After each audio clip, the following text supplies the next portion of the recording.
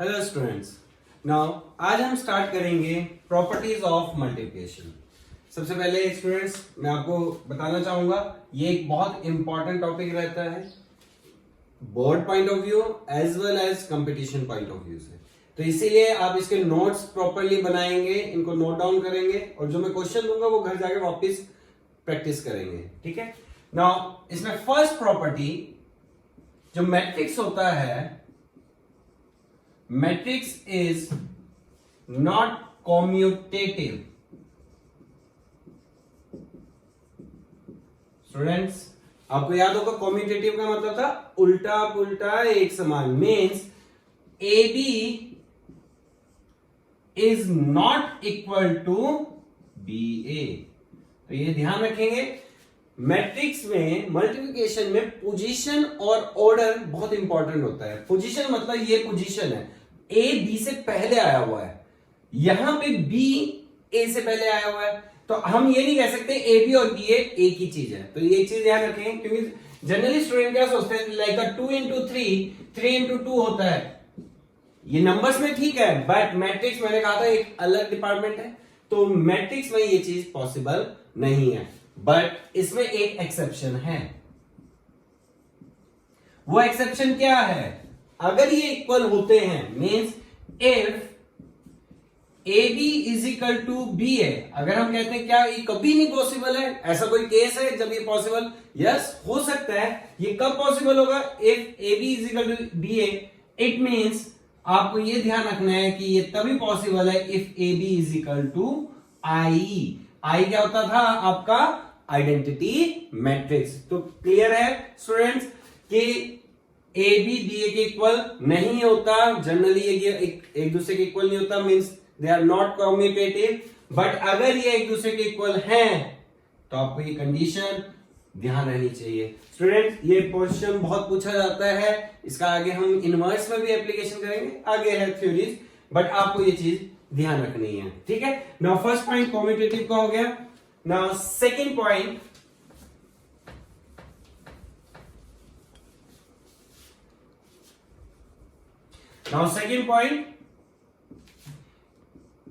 it is associative. It is associative. Associative का मतलब होता है ब्रैकेट आगे पीछे। Means A B C, bracket यहां लगी है तो हम इसकी ब्रैकेट चेंज भी कर सकते हैं, इससे मैटर नहीं करता। मीन्स बीसी पहले मल्टीप्लाई कर लो या ए बी पहले मल्टीप्लाई करो, मैटर नहीं करेगा, ये दोनों एक दूसरे के इक्वल आएंगे। तो इट इज एसोसिएटिव। मींस कई क्वेश्चन अब मैं आपको दूंगा, घर के लिए इंपॉर्टेंट क्वेश्चन दूंगा जिनमें इनका भी रोल आएगा, तो ये ध्यान रखना है। Third is it is distributive. Now अब स्टूडेंट्स इसको बड़े ध्यान से देखना, मैं क्या लिख रहा हूं इट इज डिस्ट्रीब्यूटिव में। मींस लेट्स से कुछ ऐसे लिखा A B plus C. Okay, now A अंदर मल्टीप्लाई हो रहा है, मतलब ए ब्रैकेट जैसे ही ओपन हुआ मल्टीप्लाई, तो ये ऐसे लिखा जाएगा ए। देखो ये ए पहले है तो ए हमेशा पहले ही रहेगा बी से, ए बी, और ये जब इससे मल्टीप्लाई होगा इसमें भी ए सी। ध्यान रखना स्टूडेंट, जनरली ये गलतियां करते हैं। तो क्यों? क्योंकि अभी हमने कहा it is not commutative, position matrix की मैटर करती है, तो ये ध्यान रखना है। फॉर एग्जाम्पल हम अगर ऐसे लिखें let's say A plus B bracket C, तो स्टूडेंट आई थिंक आप सोच सकते हैं क्या आंसर आएगा? ए सी से पहले लिखा जाएगा A C plus B C. Student ये क्लियर है आपको पॉइंट कि ये डिस्ट्रीब्यूटिव होता है, और डिस्ट्रीब्यूटिव किस तरीके से होगा? पोजीशन बहुत मैटर करेगी। तो इसी पे एक रूल आता है, लेट्स से अगर कभी ऐसा हो a प्लस बी का होल स्क्वायर, तो कई स्टूडेंट बोलेंगे सर ये तो बहुत इजी है, हम बहुत पढ़ा हुआ है। आप बोलेंगे A square plus B square plus 2ab, यही सोच रहे हो, पर आंसर इज रॉन्ग। ध्यान रखना है ए और बी क्या है? आपके मैट्रिक्स है, तो ये रूल नहीं चलेगा। अब आता है क्वेश्चन, तो फिर कैसे करना है? कभी ऐसा आ जाए तो कैसे करना है आपको?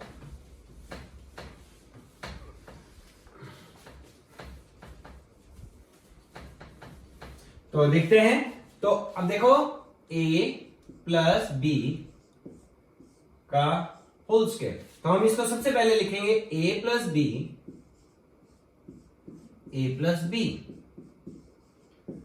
दो ब्रैकेट है तो a प्लस बी। नाउ जैसे हमने ब्रैकेट्स ओपन करना सीखा था, बिल्कुल सेम प्रोसेस इसमें फॉलो करेंगे। लेट्स से a, तो सबसे पहले a plus B, a plus B, समझ रहे हैं? a प्लस बी, इसके साथ b ऐसे। नाउ अब ओपन करते हैं, a into into b into a and b into b। So answer क्या आ जाएगा? a square b square plus ab plus b। I think clear होगा स्टूडेंट। अब आप देख रहे हो, अभी हमने पहली प्रॉपर्टी क्या पढ़ी थी? It is not commutative, A B B A के इक्वल नहीं है, तो इसका मतलब ये ऐड नहीं हो सकता, तो इसका आउटकम ये आएगा, ना कि ये आएगा।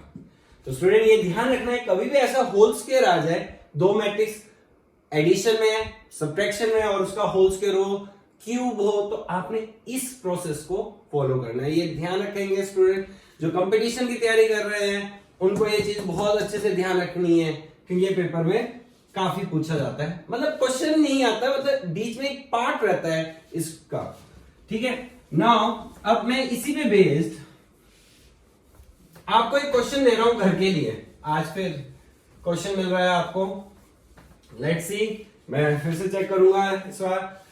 वो क्वेश्चन क्या है? A B equal to A, B A equal to B, find the value of A square. पहला question. Second question, find the value of A square plus B square. Let's see कितने student ये question करेंगे। I check you, ठीक है। आपके comments में मुझे जवाब मिल जाएगा कि इसका आंसर कितना ने दिया है, तो ये आप करके आएंगे, करेंगे, ठीक है ना।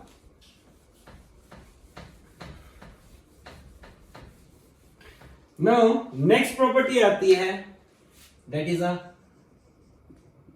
Cancellation law. ये जनरली स्टूडेंट को लगता है कि ऐसा होना चाहिए। मीन्स मैंने कहा ए बी इक्वल टू ए सी, ठीक है, ए बी इक्वल टू ए सी, तो आप बोलते सर ए से ए काट दे, तो इट मीन अगर ए से ए कट गया तो आप बोलोगे बी इक्वल टू सी। तो आंसर इज मे और मे नॉट। ऐसा कोई जरूरी नहीं है कि बी सी के इक्वल हो। मन में तो यही आता है हर स्टूडेंट का, सर ये तो होना चाहिए ना, ए से ए कैंसिल हो गया तो बी सी के इक्वल ही आएगा, बट ऐसा नहीं है। अब देखो इस क्वेश्चन को प्रूफ करें कि ऐसा क्यों कहा गया।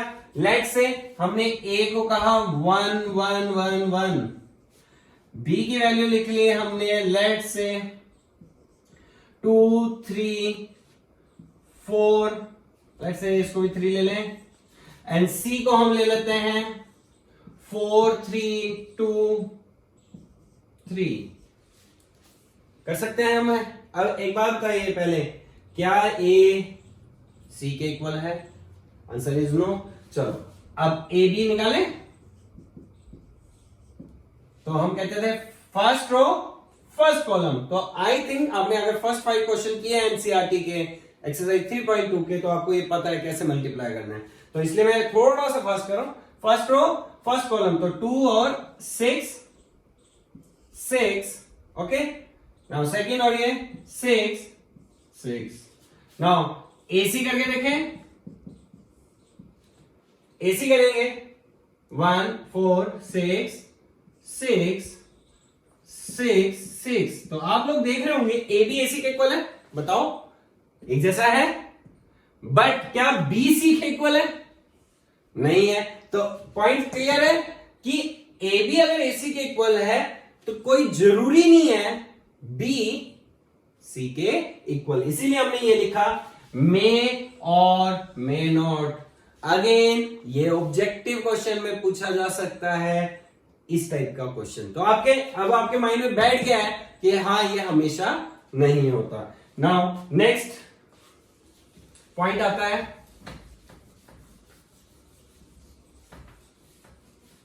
नेक्स्ट पॉइंट है आपका if product of A B equal to 0। हम कह रहे हैं दो मैट्रिक्स आपस में मल्टीप्लाई हो रहे हैं और उसका आउटकम क्या है 0। तो इसका मतलब ये कभी नहीं है कि at least one of them A equal to 0 और बी इक्वल टू 0। तो मैं ये कहना चाह रहा हूं अगर product of A B equal to 0 है, it doesn't mean at least one of them equal to 0। Generally ऐसा होता है हमारा, हमने जब मैथ्स किया हुआ है तो हमें पता है अगर हमारे दो फैक्टर इक्वल टू 0 है तो हम ये बोलते थे एक फैक्टर या तो इक्वल टू 0 होगा या दूसरा फैक्टर। अब इसको भी चेक करें। लेट्स से एक एग्जांपल ले लेते हैं इसका। लेट्स से ए को लिख लेते हैं हम 0 2 0 0, बी को लिख लेते हैं बी को हम लिख लेते हैं क्या 1 0 0 0। अब आप दोनों देख रहे होंगे मैट्रिक्स, क्या ए नल मैट्रिक्स है? नहीं। बी नल मैट्रिक्स है। नल मैट्रिक्स क्या होता है? जिसमें सारे एलिमेंट क्या होने चाहिए थे? 0 होने चाहिए थे। तो देखो ए भी नल मैट्रिक्स नहीं है, बी नल मैट्रिक्स नहीं है। अब मल्टीप्लाई करके देखें ए बी को, this first row first column 0 0 into this, अगला 0 0 0। तो देखो ए बी किसके इक्वल आ गया? नल मैट्रिक्स के। तो आई थिंक क्लियर है कि if product of A B equal to 0, it doesn't mean at least one of them is equal to 0। तो मैंने आपको ये दो इंपॉर्टेंट पॉइंट है, तभी मैंने आपको आज स्टार्टिंग में कहा था जो ये प्रॉपर्टीज हैं as a board point of view से तो है ही, पर कंपटीशन पॉइंट ऑफ व्यू से this is very important. Okay, now अब आ जाते हैं हम नेक्स्ट पार्ट पे। आई थिंक कपड़ा मैंने इधर उधर घेर दिया है।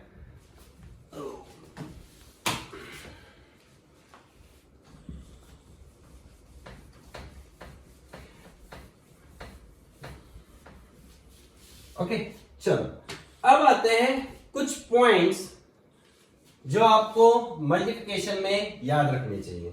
ठीक है, वो पॉइंट्स क्या क्या हैं? वो पॉइंट्स में पहला पॉइंट है a इक्वल टू 1 1 0 1। देखो ये स्टूडेंट्स, ये क्वेश्चन आपका एनडीए में भी पूछा गया है, बोर्ड एग्जाम में जो ऑब्जेक्टिव क्वेश्चन है उसमें भी, और इवन आप मानेंगे नहीं ये जेईई मेंस में भी क्वेश्चन पूछा गया है। तो समझ रहे हैं इसकी कितनी इंपॉर्टेंस है। और सिर्फ आपको ये मैट्रिक्स को याद रखना है, आसान है 1 1 1 0। तो इसमें एक क्वेश्चन पहले मैं समझा देता हूं। ए स्क्वायर की वैल्यू निकालनी है, तो ए स्क्वायर का मतलब होता था a into A, that is 1 1 0 0 1 1 1 0 1। करें स्क्वायर तो 1 1, तो देखा जाए यहां पे 1 आ गया, 1 प्लस 1 2 0 0 1। क्या समझ आया आप लोगों को? ए में 1 1 0 1, ए स्क्वायर में 1 2 0 1। चलो एक और करके देख लेते हैं। लेट से मुझे क्या करना पड़ जाता? ए क्यूब को हम लिख सकते हैं ऐसे, ए स्क्वायर इंटू ए स्क्वायर की वैल्यू आपने अभी निकाली 1 2 0 1, ए इज 1 1 0 1। लेट्स से अब देखते हैं आप लोग, तो इसको करेंगे तो आपका मिलेगा first row first column again 1 3 0 1। This is a cube. I think मेरे ख्याल से अब स्टूडेंट्स को कुछ क्लिक होना स्टार्ट हुआ होगा। तो हाँ जी स्टूडेंट्स, क्या बना? ए ये चीजें फिक्स्ड हैं, ये वाला जो नंबर है आपका चेंज हो रहा है। ये जब a की पावर 1 था तो यहां पे 1, a की पावर 2 2, a की पावर 3 3। तो अगर मैं आपसे पूछ लूं बताओ a रेज़ टू पावर 100, हो गया हमारा फटाफट। क्या a raise to power 100 is 1 0 1, ये तो फिक्स ही था, और यहां पे क्या आ जाएगा 100। हो गया सिंपल। देखो अगर आपको ये याद है तो कितना फास्टली हो जाएगा। तो आप ये सोचिए अगर एनडीए में ऐसा क्वेश्चन आए, जेईई मेंस में अब नहीं आएगा, ये हो चुका है, बट हाँ ये जरूर है इसको यूज किया जा सकता है। तो हम इसको ऐसे लिख लें as a theory wise, a raise to power n is equal to 1 n। Okay, तो ये फॉर्मूला आपको याद रखना है। आ जाए हम नेक्स्ट पे, अब नेक्स्ट पॉइंट पे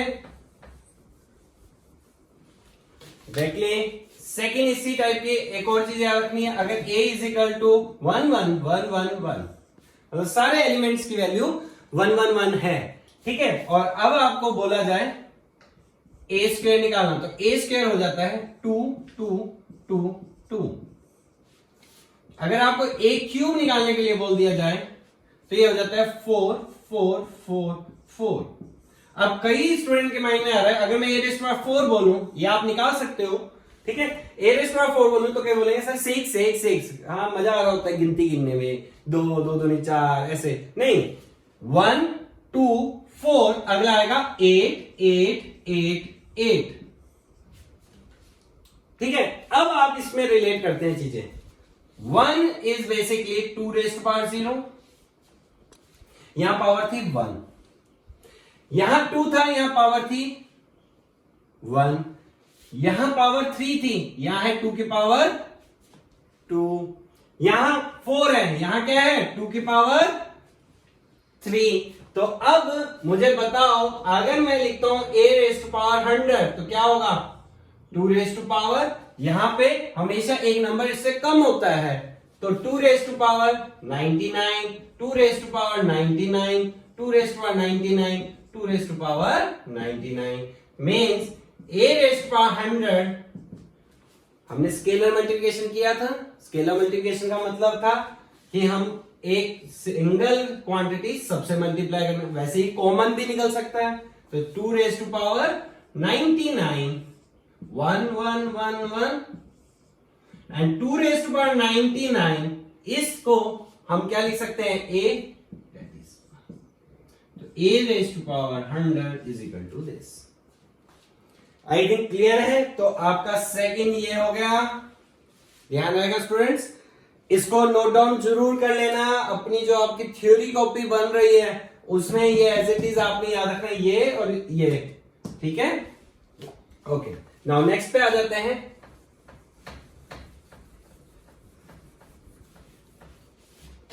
रिलेटेड टू, मैं इसको स्पेशली ले लेता हूं डायगोनल मैट्रिक्स से रिलेटिव मल्टीप्लिकेशन की प्रॉपर्टी। तो सबसे पहले डायगोनल मैट्रिक्स में फर्स्ट ए बी हमेशा बी ए के इक्वल होता है, मतलब यहां पे कॉम्यूटेटिव लॉ लग जाता है, कॉम्यूटेटिव लॉ लग जाता है। आपको याद होगा अभी आज स्टार्ट किया था, वो हमने जनरल थ्योरी है, ये स्पेसिफिक है। स्पेसिफिक मतलब डायगोनल मैट्रिक्स में ए बी किसके इक्वल हो सकता है, ए बी किसके इक्वल होगा बी ए का, ठीक है। सेकेंड, जब हमें डायगोनल में मल्टीप्लाई करना होता है तो मैं लिख देता हूं एक ए diagonal a1 a2 let's say a3, ठीक है। आपको याद होगा, मैं बना भी देता हूं, मे भी कई स्टूडेंट ध्यान नहीं आ रहा हूं, ऐसे होता था डायगोनल मैट्रिक्स, ठीक है। ना एक और बी ले रहा हूं, diagonal matrix that is b1 b2 b3, ठीक है, ये कर लेंगे। तो अगर आपको मल्टीप्लाई करने आ जाए a इंटू बी, स्टूडेंट देखो आपका काम मैं बहुत इजी कर रहा हूं, अगर आप थोड़ा सा याद रखें, और वो ये है कभी भी तो a और b, a भी डायगोनल है b भी डायगोनल है, तो डायगोनल में सिंपल है, डायगोनल का मल्टीप्लाई क्या हो जाएगा this into this plus that से ab1 comma a2 b2 comma a3 b3,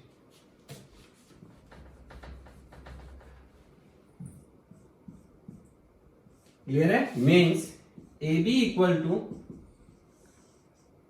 student दिख रहा होगा आपको, A1 B1, A2 B2, A3 B3, 0 0 0।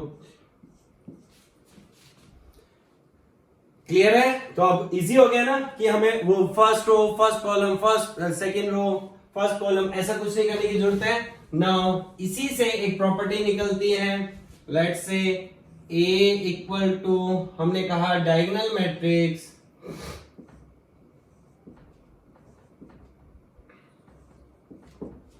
Find A cube. Now find A cube का क्या मतलब हुआ? A क्यूब का मतलब हुआ A into A, like A into B था, A इंटू A। तो हमने कहा था जो डायगोनल है आपस में मल्टीप्लाई होते हैं, तो A का 2, तो हम इसको ऐसे लिख सकते हैं डायगोनल, ओके। तो 2 अपने आप में मल्टीप्लाई होगा कितने बार? 2 raise to power 3, 4 raise to power 3, 6 raise to power 3, that is diagonal 8, 64, 216। हो गया इजी? हाँ जी स्टूडेंट्स, तो इसको ऐसे लिख सकते हैं, ए थ्योरी बना लें इसको, डायगोनल A1 B1 C1, और इसको ऐसे लिख लेते हैं A B C। तो A raised by n is equal to diagonal, हाँ जी, A raised by n, B raised by n and C raised by n। Okay students, कर लेंगे आई थिंक आप लोग। मैं फिर बोल रहा हूं आपको, आज बार बार रिपीट कर रहा हूं, देखिए आपको मैंने इतने दिनों से एक बार भी नहीं बोला कॉपी में ये जरूर नोट करना, बट ये इंपॉर्टेंट पार्ट शुरू हो चुका है तो आप लोगों ने इसको नोट करना है।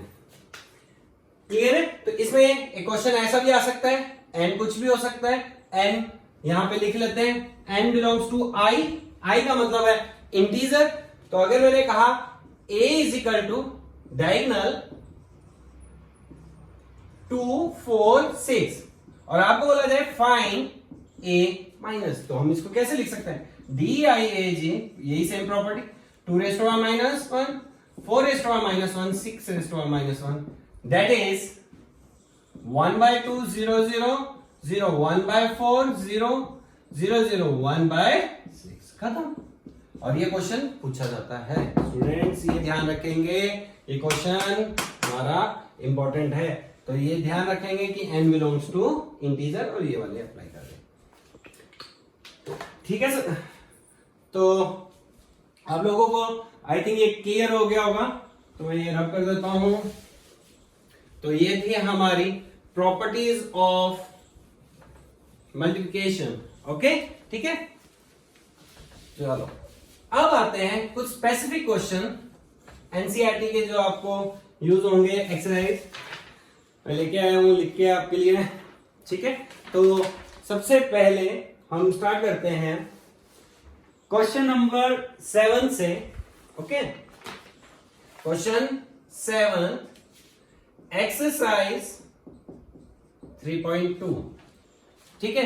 एक्सरसाइज 3.2 क्वेश्चन नंबर 7, और ये रहते हैं इक्वेशन बेस,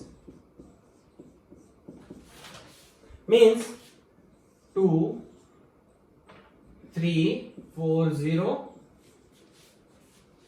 2x नहीं 3x है ये,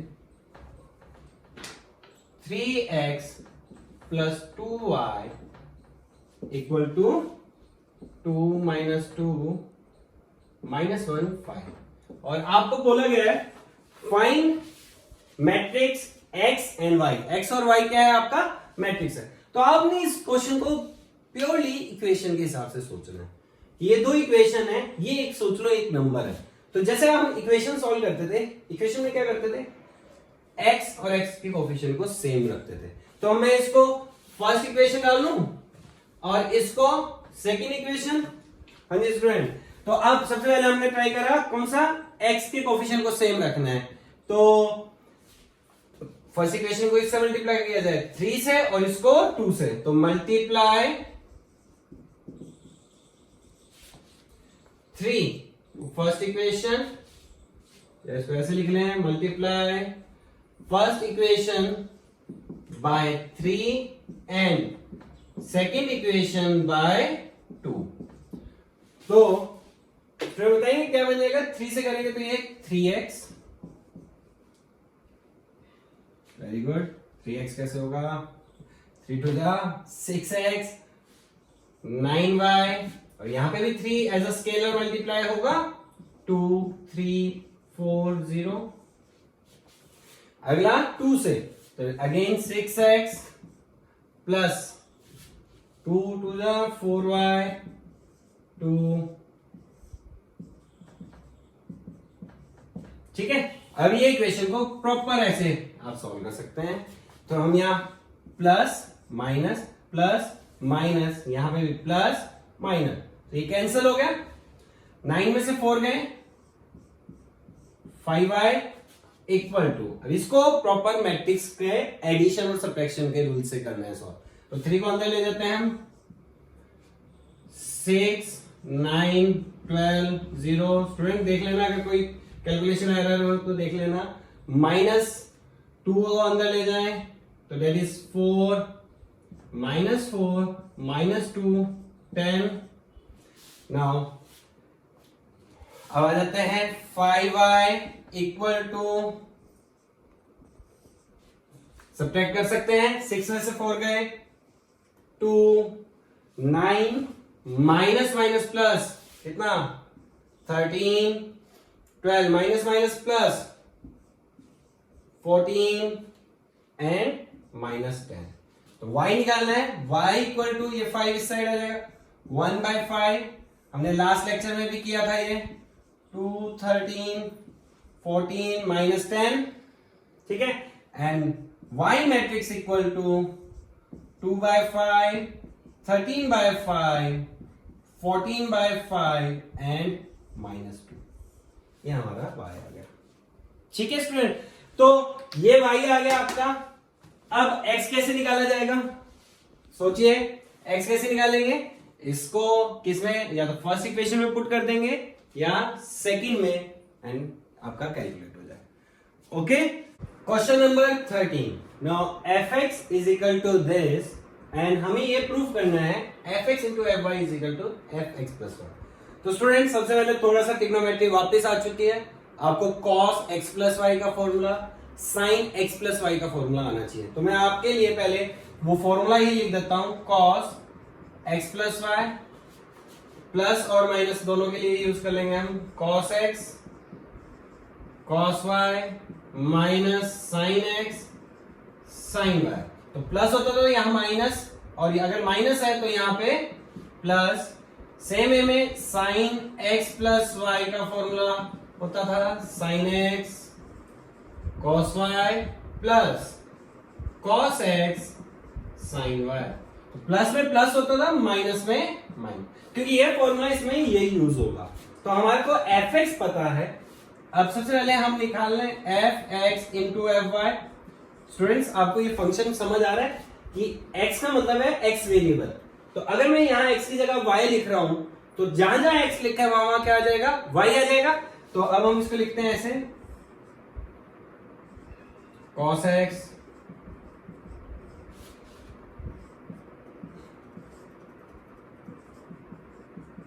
ओके। नाउ ये हमने fx की वैल्यू लिखी,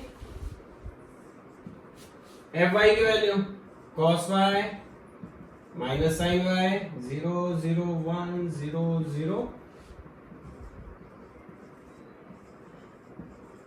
तो अब हमें इसको मल्टीप्लाई करना है। तो मल्टीप्लाई करते हैं, फर्स्ट रो फर्स्ट कॉलम, ध्यान से देखिए। First row this into this, this into this, this into this, तो ये बन जाएगा, थोड़ा सा बड़ा लिख लेते हैं एक बार, cos x into cos y, this into this मतलब minus sin x into sin y, sin y, ठीक है। 0 0 हो गया, दिस इंटू दिस, तो cos x minus sin y minus sin x cos y 0 0, last वाला ये पूरा 0 आ गया, this into this, ठीक है। नाउ अब आ जाते हैं इस वाले पार्ट पे, ठीक है। First row second column cos x cos y, okay. अब क्या आ रहा है, अब आई थिंक हमने गलत कर दिया ना, क्या था, सेकंड रो फर्स्ट कॉलम, तो sin x into cos y, this into this plus cos x into sin y 0 into 0। अगला minus sin x sin y plus cos x cos y 0, अगला 1 0 0, ये ऐसे ही आएगा, आप सॉल्व करके भी देख सकते हैं। क्लियर है, तो ये आपका मल्टीप्लाई हो गया। अब ध्यान से देखिए इस फॉर्मूले को, ये वाले फॉर्मूले और इस फॉर्मूले को ध्यान से देखिए, cos x cos y minus sin x sin y, तो हम इसको क्या लिख सकते हैं, तो हम यहां पे आ जाते हैं, तो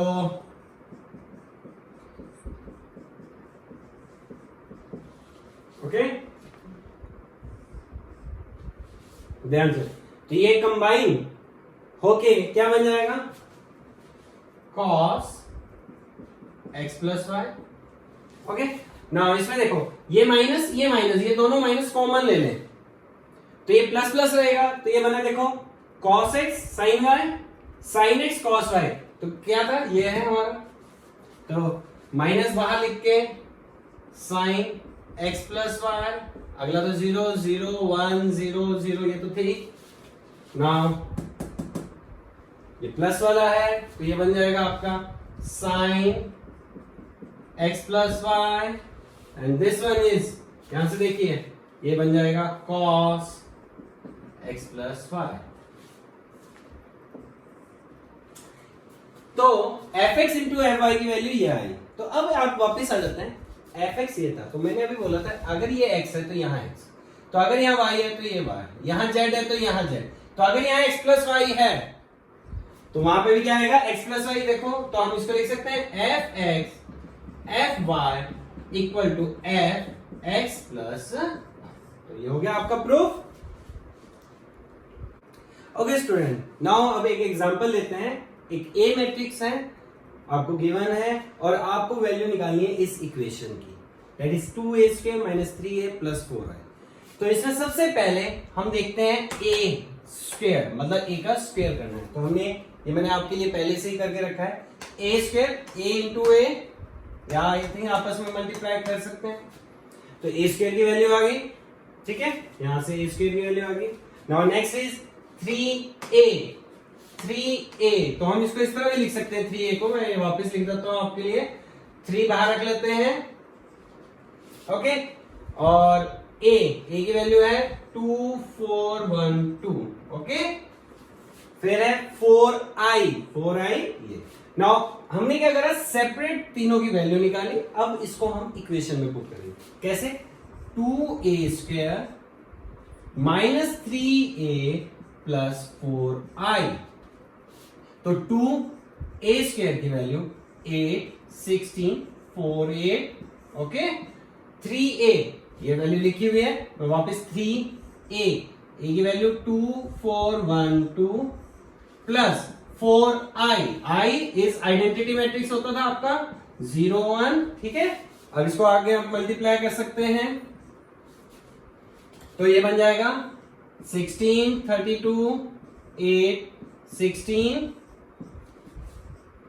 6 12 3 6 प्लस 4 0 0 4। आई थिंक स्टूडेंट समझ आ रहा है आपको। हमने क्या करा, सबसे पहले इनकी सेपरेट सेपरेट वैल्यूज निकाल ली और उसको इक्वेशन में पुट कर दिया। नाउ फाइनल आउटकम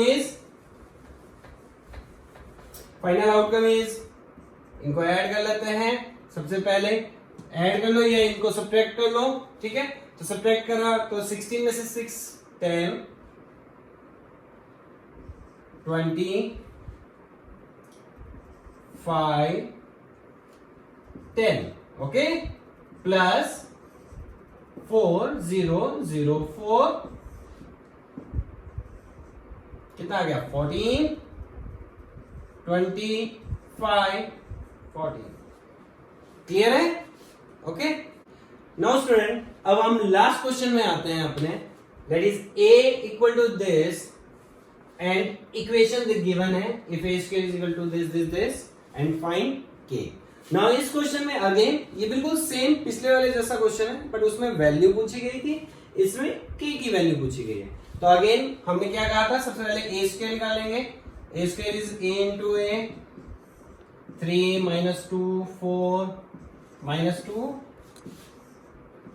देखो स्टूडेंट हो सकता है कईयों को ये बोरिंग लग रहा हो, बट हाँ पर जो फर्स्ट टाइम कर रहे होते हैं उनके लिए आराम से करना बहुत जरूरी है। तो वो फर्स्ट रो फर्स्ट कॉलम आएगा, तो 3 3 9 ऐसे लिख लेते हैं 9 माइनस 8। ओके, 3 ये और ये minus 6 plus 4 12 minus 8 minus 8 plus 4 that is कितना आ गया 1 माइनस 2 4 माइनस 4। तो ए स्क्वायर की वैल्यू आ गई आपकी, ठीक है।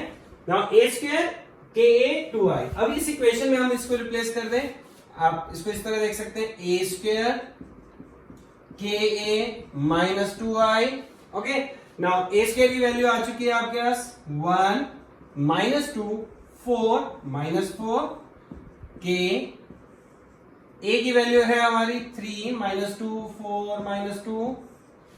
Okay, and again i minus 2i 1 0 0 1। Okay, अब कर सकते हैं हम इसको सॉल्व, 1 माइनस 2 4 माइनस 4, आपको पता है ये सबके साथ मल्टीप्लाई होगा, 3k minus 2k 4k minus 2k।